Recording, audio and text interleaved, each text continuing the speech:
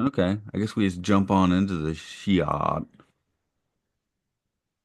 Hello, welcome to Time Enough Podcast, where we take a dive into all of the pools of the Twilight Zone, including the last one. We are now at the last episode of season five, the last broadcast episode of the Twilight Zone, the Bewitching Pool. This is Matt here. Luke, you're here for this auspicious occasion. Thanks for having me, Matt. It's an First, long amazing time, first episode. time. Yeah, an amazing episode to encounter, like the Jeez Louise. encounter. I watched it on the train the other day, and I was thinking like, oh, maybe I'll watch it with Mercy and we can come on together again. And then after I watched it once, I was like, well, I'm not watching that again, and I'm not subjecting her to that. So,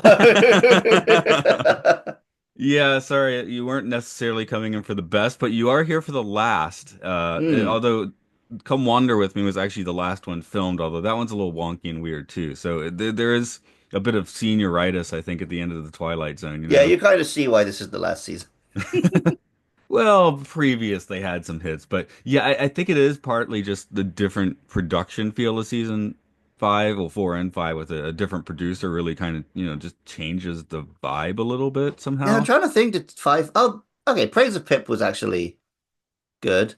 20,000 feet a season. Yeah, okay, there were Yeah, good there's ones in plenty season of five. Yeah, yeah, there's plenty of good but ones in here, but it it's it kind of does. front loaded with good ones. Yeah, that's where I guess I'm getting in with the senioritis part. Yeah. Although what is the worst thing about this episode? I'm wondering if I can if you, well, for me at The least, and acting. specifically, I guess I'll get into in trivia again in about 30 seconds, but all of the outdoor scenes were basically the audio was unusable, so they had to ADR everything. But the young actress was Mm. already back home in Alabama, so they got a 47-year-old woman to do her voice for the outside parts. Okay, that actually does make a lot of sense. But then And also, like, this was before writers bothered to write children like children. So everyone's talking like a grown adult anyway, and there's terrible lines that they're delivering really stiffly. right. I So mean, I mean, I don't want to get too ahead of myself. This was awful across the board. yeah, that wasn't gonna save the episode, but we'll find something here to talk about. Like the trivia. Original air date was June 19th, 1964. Earl Hamner Jr. on the script. He exploitated for us in the zone and would later go on to create the TV shows The Waltons and Falcon Crest. Joseph Newman directed. He's been in the zone before and previously helmed the quintessential bit of 50 sci-fi, This Island Earth. Mary Badham was Sport Sherwood. She appeared as Louise Scott Finch in To Kill a Mockingbird and became the youngest actress to be nominated for a Best Supporting Actress Oscar at age 10. So somewhere she acted pretty well. This it didn't work out here, I especially mean, once. usually if a kid is a terrible actor, you can blame the director, right? Yeah, That's why yeah, people talk about Spielberg kids. It's not because he happens to find these miraculous kids. It's that Spielberg knows how to work with children. yeah. And also just how you do it. Like just on Spielberg, E.T. was filmed basically chronologically, so the kids would kind of experience the movie as they did it. Hmm. Apparently, 5-year-old Drew Barrymore thought E.T. was an actual sentient being. So, Okay. so they guess they did the effects pretty well on set. Um, yeah, again, those outdoor scenes had those technical diffs and had to be 80 yard. So Badham was back in Birmingham, Alabama. So 47-year-old June Foray provided the squirrel voice. She was a voice acting pro. There's a quote out there. It's like, oh, she's not the female Mel Blanc because Mel Blanc's the female June Foray. She did Mm. Rocky the Flying Squirrel, Natasha on Bullwinkle, Jokey Smurf, Lucifer and Cinderella. Just a couple of the highlights there. So again, it's not a lack of talent there. I think it's a weird feeling of senioritis. Jeb Sherwood was played by Jeremy Byron. He would go on to rack up a smattering of TV and film appearances. I noticed Star Trek 2009 was on the list, but his primary credit seems to be writing a segment of 1984's The Dungeon Master, a movie that has 7 segments. So I guess he wrote one of them. So He har forgot to pay attention. The girl's name, is it literally Sport? Yeah, and then she's Scout in To Kill a Mockingbird. Hmm. So Both not real names. Right. They are words, so it has that going for it. But yeah, they neither of their nickname. But Scout is clearly a nickname where Sport seems to possibly be her actual name in this episode. Hmm. Dee Hartford played Gloria Sherwood. It's not Sherwood, Sherwood. She did the regular TV guest rounds, including Batman and Lost in Space. Got married to Howard Hawks for a time in the 50s, and was also apparently Groucho Marx's sister-in-law. Todd Andrews was Gil Sherwood. He had some other credits here and there, but the one that stood out to me was his role as James Franciscus's dying commander in Beneath the Planet of the Apes. Hell yeah. Did not recognize him from that until I read the trivia, and then I was like, oh, okay, I can see where that works. Yeah, you got to add what 7 years of age too. It's more like 5 or 6. Georgia Simmons played Aunt T. She was from Zebulon, Georgia. Spent time as Joel Chandler Harris's storyteller. I'm not quite sure what that means. And was a ripe 80 years old making this episode. They were not putting makeup on her. I mean, the regular makeup, but not extra makeup. Have you visited Zebulon, Georgia? You know what? Let's look at a map. I'm going to tell you. I'll tell you if I've been to Zebulon, Georgia, after you do this introduction, I guess.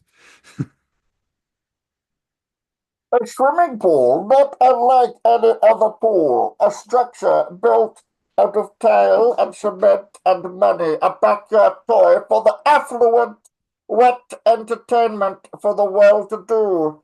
But to Jeb and Sport Sherwood, this pool holds mysteries not dreamed of by the building contractor, not guaranteed in any sales brochure.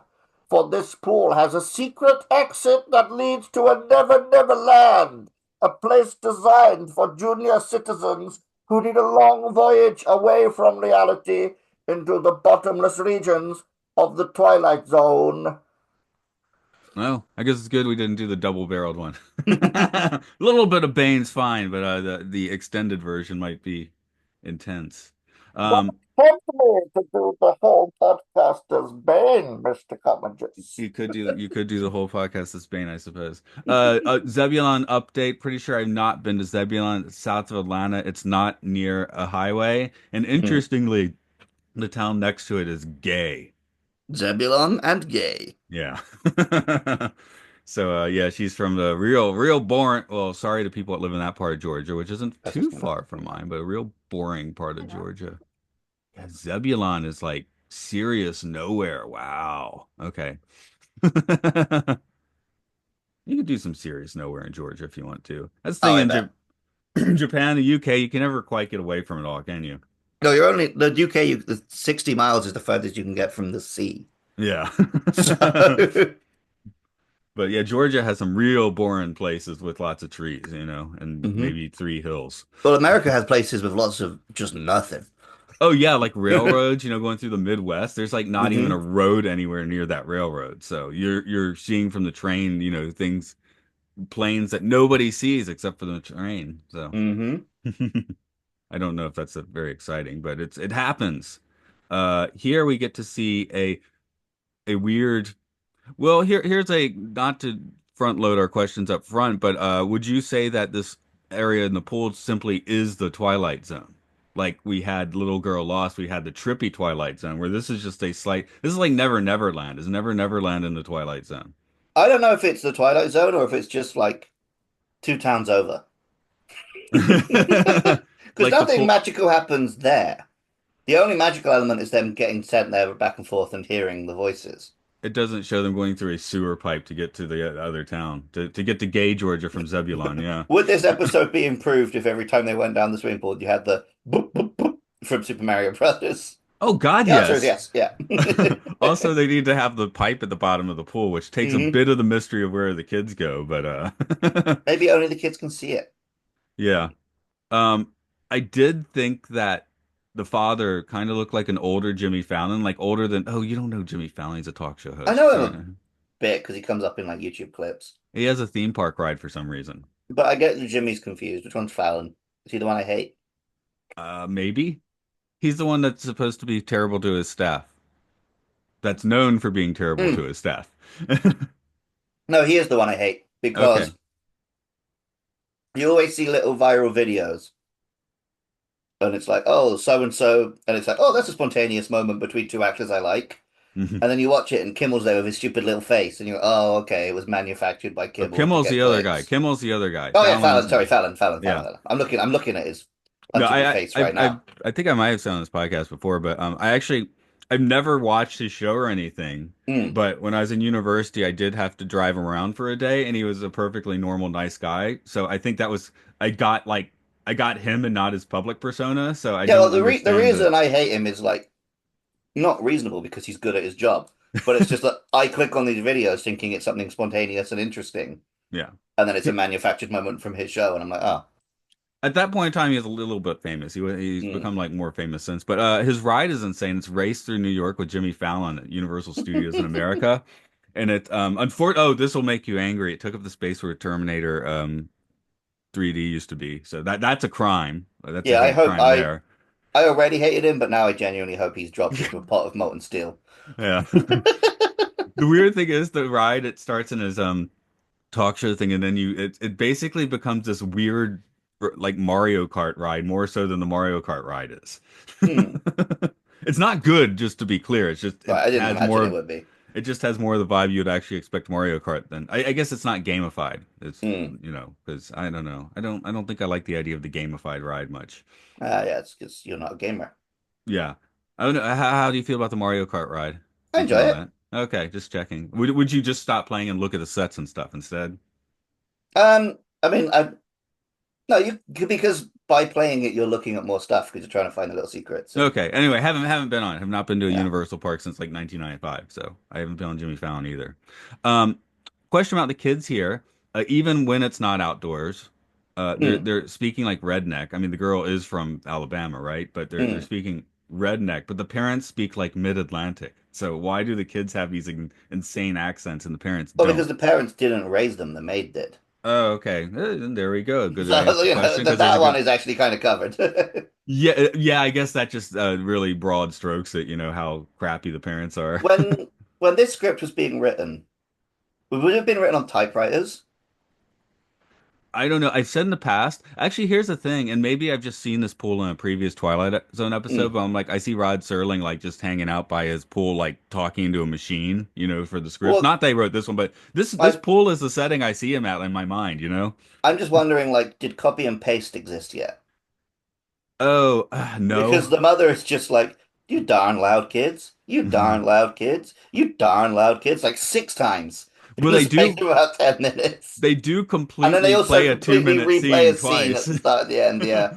which is the first and last time the Twilight Zone did that, It's like and the opposite of a Twilight Zone twist. It's like it's a very obvious ending, and also we've shown you that it happens already. well, the wraparound. It is the first time the Twilight Zone has adopted that structure, though. So, I was hoping that at least we'd get like because they had the moment where he's making the shoes. I guess To Serve Man technically has that structure because Mm. it starts at the end. Okay, sorry, go ahead. Shoes. We saw him make, so I thought the twist was going to be like, oh, once she gets them, they're like in slave labor and they were better off staying with their parents, whatever.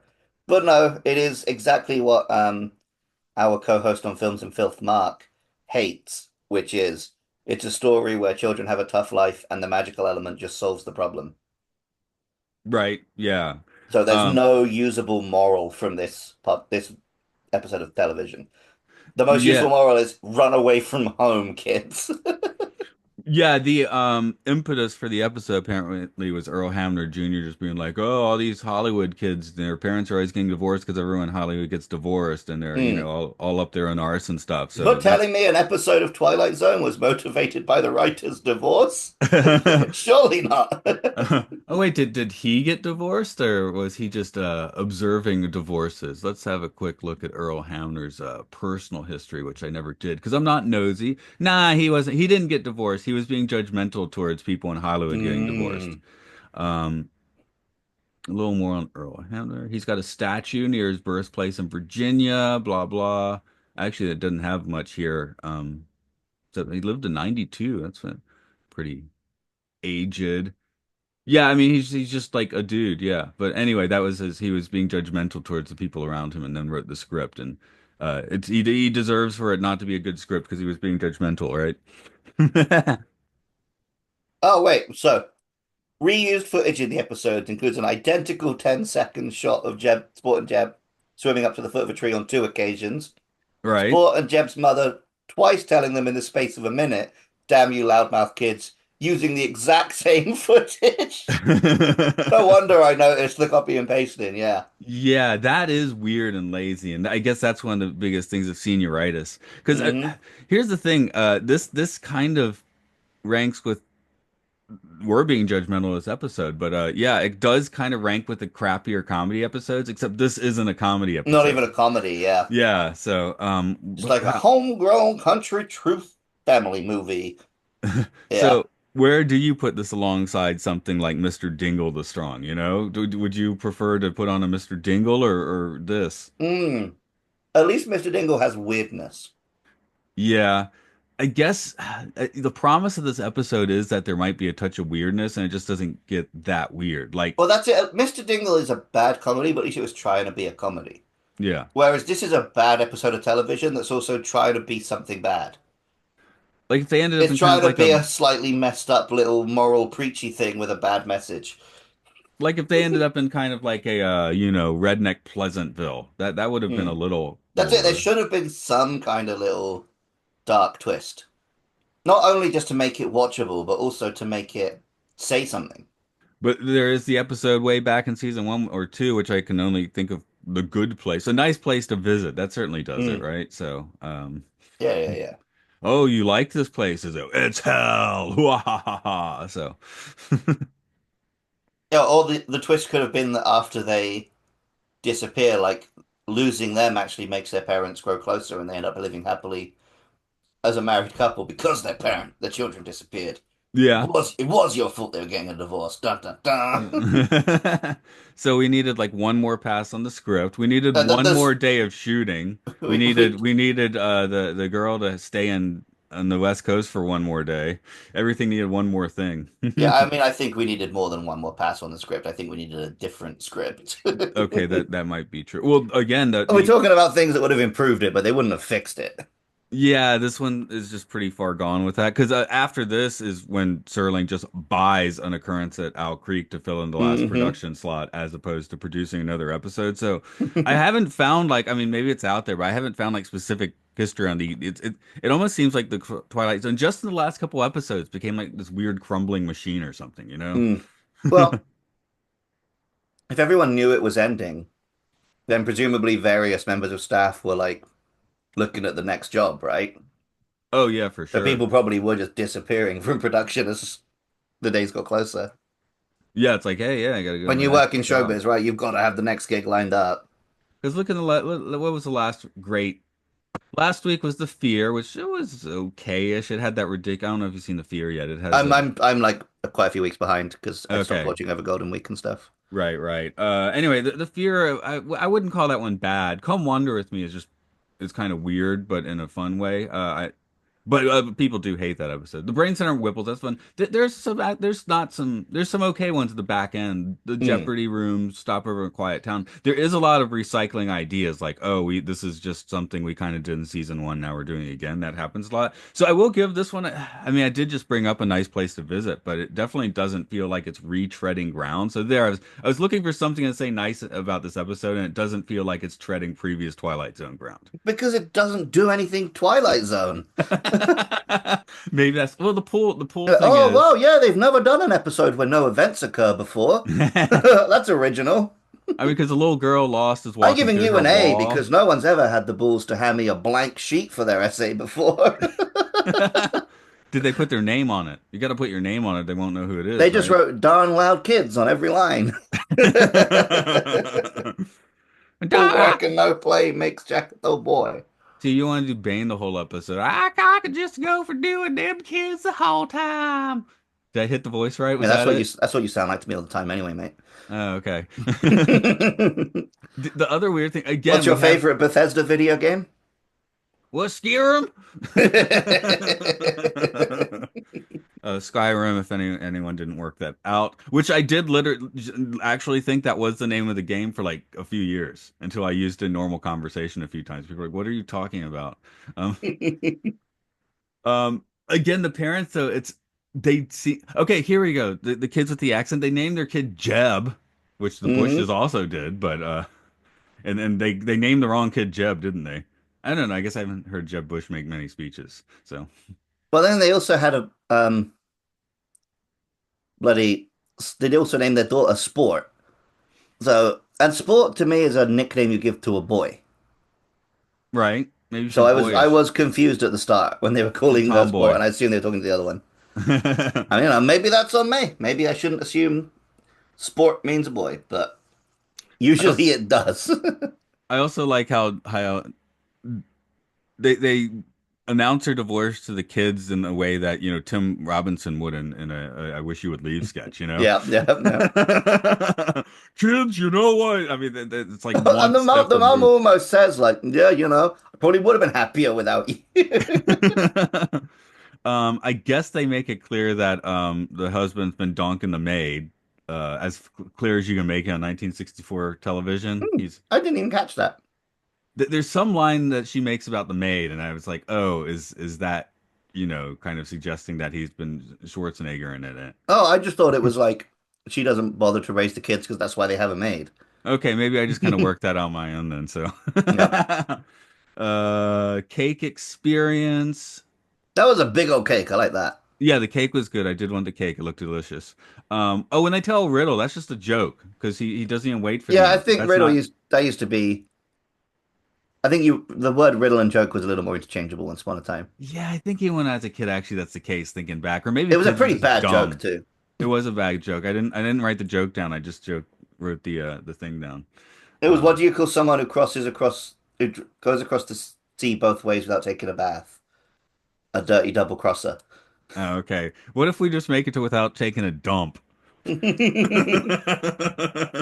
That makes it funnier. There we go. 10% more. I did it. Um, I'm just looking through all the. Yeah, I wrote. Okay, I was looking for your twist, so I wrote. Oh, are the kids getting MK Ultra'd by the Twilight Zone? And then they're not. So, because they are getting groomed. That's the thing. Aunt T is like grooming them, but then she's not because Aunt T's great, but yeah, she does need to be like some kind of Cruella devil to make this work a There little was a better. moment where she was like, "Oh well, if they said they're gonna love you, you can go back." And like, she's pretty naive. She knows that's not what's going on. But it is just oh, they'll be back, how nice thing, Hmm. instead of being a sweatshop manager is what, yeah, fully as what I was expecting. So maybe this episode's smart by not doing what I was anticipating in about three or four of my notes. Mm. Um, when Like, that's what people who don't like The Last Jedi accuse it of doing. Like subversion for subversion's sake. oh, that never occurred to me. I guess that's why I like that movie.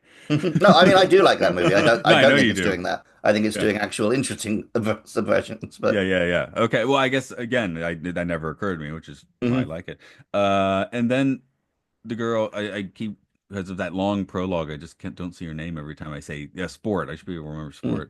Sport. Or is it Jeb who talks about family trips and lists all the family trips they can do and No, includes the North. it's Sport convincing Jeb that they are gonna be a happy family. Right, and then she includes the North Pole as one of the family trips, which I, Yeah, I guess that's something a kid would do, but that sounds insane. I yeah. feel like even at 10 years old, I wouldn't be like, oh, maybe we could take a family trip to the North Pole. What if that was the twist? Like, oh, wish granted, and they go to the North Pole and freeze to death. Oh yeah, that'd be fun. Because yeah, how much as a kid, it's like you're gonna be in your town, maybe your family's in a town, maybe there's like one other place your family goes to, and you kind of assume those are all the places you'll ever go in your life, right?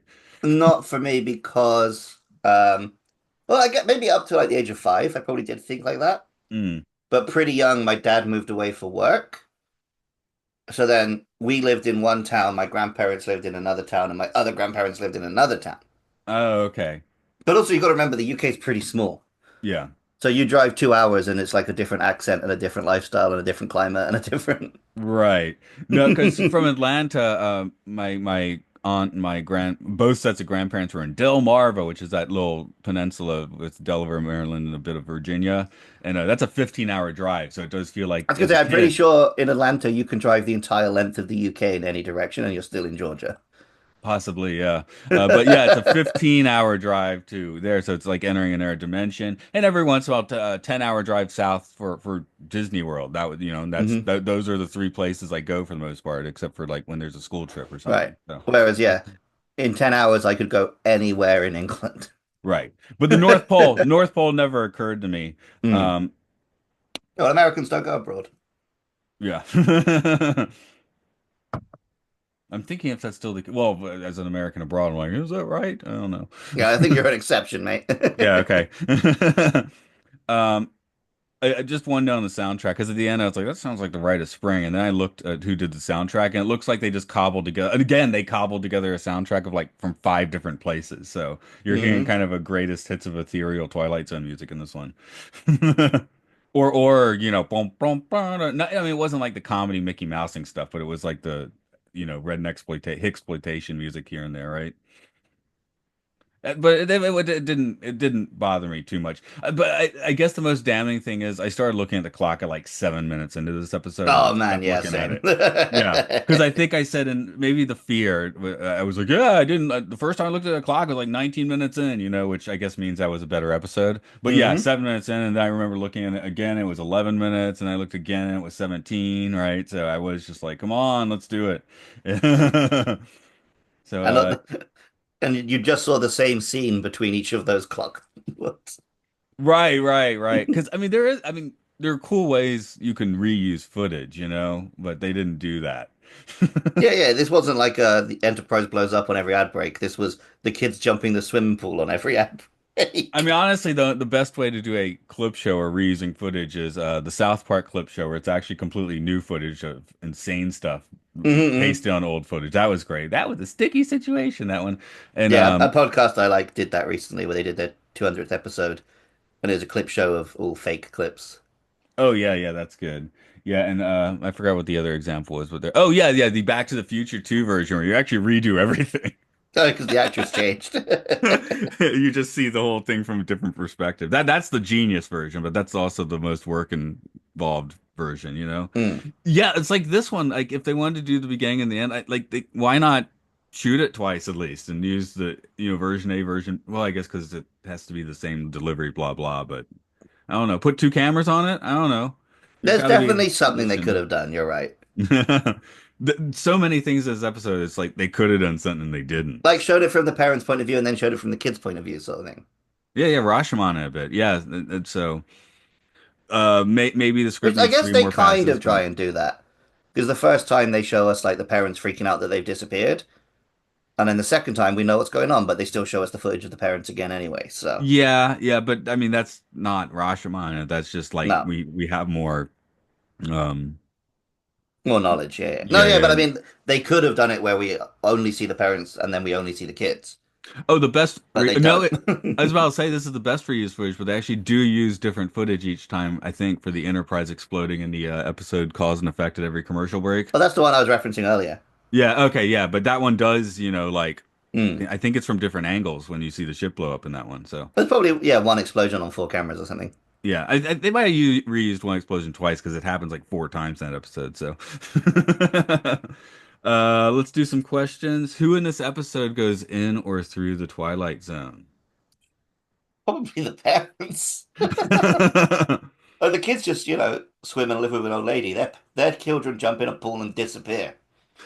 Yeah, that's the thing. Like, since nothing weird happens in that alternate reality or whatever it is, it's like the only part that's really Twilight Zone is the actual, passageway, right? Hmm. The Super Mario pipe, as you were mentioning. So that's Twilight Zoning. That's weird, but everything else is just yeah. It's like it's Hey, it's baby, like can I go into a Twilight Zone passageway? ooh, uh, like it's not even like Mark Twain has some subversiveness in his books, right? And schools still want to ban him, usually for other reasons, but well, Yeah. partly because Huck Finn is a rebel kid. This kid's not much of a rebel though. He's just like the extra dumb version of Huck Finn crossed with Peter Pan. Hmm. So yeah, there's no character there. There's just an Yeah, image their of a rebellion is that pumpkin. they want to have a happy family. It's not like they want to ride motorbikes and drink booze. Well, kids always rebel in the way opposite to their parents. Like my daughter's always like, "I need to study." No, let's Yeah, not yeah, do yeah. that. I need to study. It's like you should screw mess around more. Yeah. Why study? But anyway, yeah, I have trouble like I from the point of view that this is a Twilight Zone episode, so theoretically that place is in the Twilight Zone, making this one of the more Twilight Zone involved episodes, but they just kind of, not just drop the ball, but then stumble over the ball and break their nose falling into the ground. Um anyway, you want to go with the kids or the parents? I guess we can go with I'm going parents. I'm going okay. parents, I think. Okay, well, do the parents deserve their Twilight Zone experience, having their kids disappear in a pool? Yeah. Hmm. Ponyo, they do it better. They have the underwater town, right? Yeah, well, yeah, and Ponyo again, it has like there are consequences to what's going on, and like there's actually something interesting to be said about like a child's perspective versus an adult's perspective. It's not just like the wish is granted and everyone lives happily ever after because it's pure wish fulfillment. And in that movie, I don't know if you've seen it recently, but the parents in there don't seem to be getting along that well either, because dad's off at He's always sea. off on the She's boat. Yeah, but she's it's not sending him like angry messages by Morse code. She's getting hammered drunk and drunk driving. yeah, I don't see that as a I think they are close. It's just a work separation That again. might be true, but at the It same doesn't time, feel like this kind of divorce. having recently watched the movie, we did know she's also getting hammered and probably drunk driving. Yes. So that's also happening. So yeah, but these parents suck so hard. It's like they deserve anything horrible that comes their way, you know? Oh yeah, Like I there's wish nothing redeeming to these characters. I wish Ukomana turned up and made them into horrible flesh puppets and then killed them in front of the children.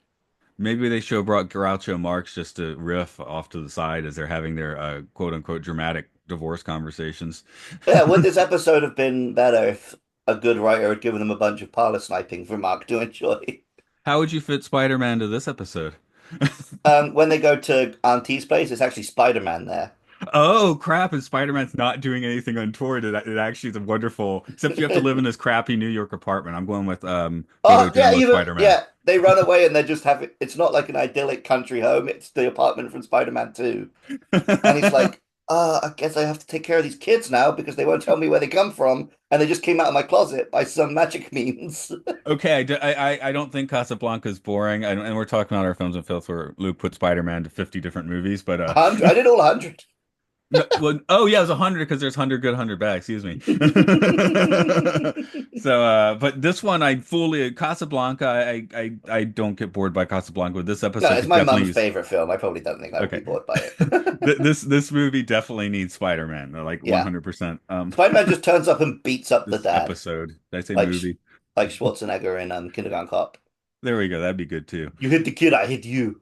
Do the kids deserve they're now living in a weird Never Never land? Oh, children do deserve a happy home, Yeah. but ideally, like child protective services should deal with that, not magical portals at the bottom of swimming pools.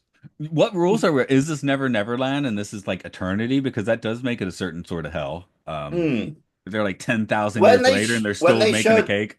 when they showed the kids playing, they were like of various. Some looked almost like adults, Yeah. so I think they do age there. But the Lost Kids could have. It is a Lost Boys though. Yeah. I mean, people are already like, this doesn't have the whimsy of a Never Never land. So, Hmm. mm. But um, she actually eats them. yes, yes. That's my. Do you ever turn on NHK in the mornings and see the kids show with the dog, the white and green dog, and there's a little girl. Oh yeah, yeah, yeah, yeah, yeah. This is Japanese. Been on TV for like 30, maybe even 40 years. But Yeah, like a there's a Barney the dinosaur type thing. yeah, it's because they want to have like a 7 or 8 year old girl. Every few years they change the girl. So my assumption is Wan the dog just eats the previous girl. And when they have all the little toddlers like kind of bouncing around the stage, I'm like, oh, the Wan has like a children's farm and he eats the children. That's like it. So Auntie's the same. That's my Yeah, guess. Okay, tripometering this one. 0 to 5 or some interesting noise. 0. Okay, 0 for I don't even have tripometer. the energy to be silly. It's just a 0. Okay. I'm going a 2 because it is janky, so it's not like a polite 2. It's a slightly angry 2. So I'm coming you're coming with complete apathy. I'm coming with it's a little janky and uh Well, yeah, I the if you pool just if concept you is a little weird. and cranked Cardinal up some Rowdy of the ways Horton. it was bad. You could turn it into it could be trippy in like a whole new way, where it's just like reused footage and stilted acting. It'd be like Superman 2, no, who he died recently, director. Lynch. Yeah, it would almost be like Lynchian surreal, Oh where well, just lines are being repeated and fucking footage is playing forwards and backwards. one of his things is just matching, putting actors together whose acting styles have nothing to do with each other and letting Yeah, them, yeah, yeah. go at it. Like maybe both styles are good, but that the weird dissonance there. But yeah, I was thinking of like Superman 2, which has that weird janky feel because it was like Yeah, yeah, it's like 80% Donner, then Lester comes in, gets rid of half the Donner footage, and it's I do actually I think most people now kind of prefer the original cut of that movie, but yeah, it there it was some joy in seeing the Donna cut. But also we never got the Superman one that ties into this Superman 2. So right, and then they have the same ending if you watch the Donner yeah. cut, which makes even less sense. Um, oh, sorry, spoiler for the Donner. What? That's not a spoiler. A But anyway, spoiler for a 20-year-old release of a 40, 40-year-old 50. film. Yeah, okay, No, there the you go. Donna cut came out. Yeah, yeah, Yeah. yeah, yeah, gotcha. But that's just my case of that movie is janky in a good way, Mm. where I like Yeah. it differently to the Well, first again, Superman. like we talk about this a lot. I would rather have like some passion put into something that doesn't quite work than competently something that's not interesting. I Whereas feel this is like neither competent nor interesting. Yeah, I feel like This is Twilight just Zones a usually bad work or they job of don't. doing a.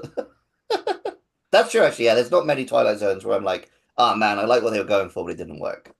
Yeah, like works or it I'm doesn't. sure we could find one because there's 5 seasons of 30 episodes, right? But I couldn't tell you off the top of my head which one did Right. that. I guess we will wind this one down for the day, unless you got something else to say. There, I'm rhyming. I'm impressed we had this much to say, to be honest.